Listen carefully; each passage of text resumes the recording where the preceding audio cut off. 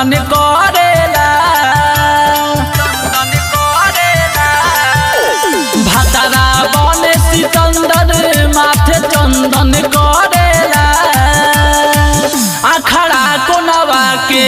रोज दंगल करेला ए सखी हो अखड़ा कोनवा के रोज दंगल करेला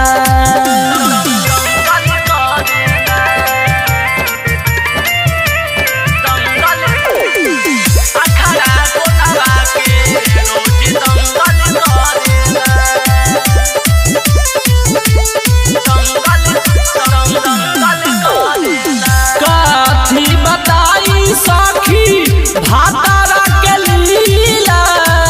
टाइट शरीर हमर कइले ढीला काठी बताई सखी भातारा के लीला टाइट शरीर हमर कइले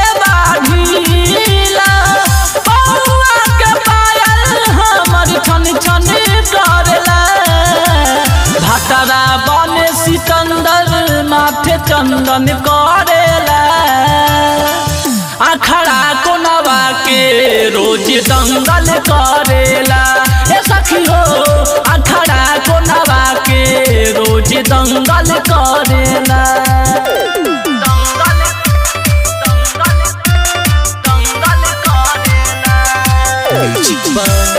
निरहुआ नेपाली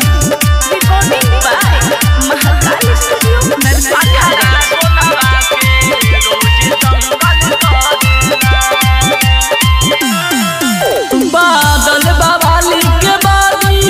लागे बड़ी हेवी किसने कन्हैया मजा लेत बारे बेसी बबलू सवारिया के बड़ी लागे हेवी रिपू राजधानी मजा लेत बारे बेसी टेंशन से माथा हमर टन टन करेला भातारा बने सिकंदर माथे चंदन करेला अखड़ा कोनवा के रोज दंगल करेला ए सखी हो अखड़ा कोनवा के रोज दंगल करेला भातारा बने सिकंदर माथे चंदन करेला अखड़ा कोनवा के रोज दंगल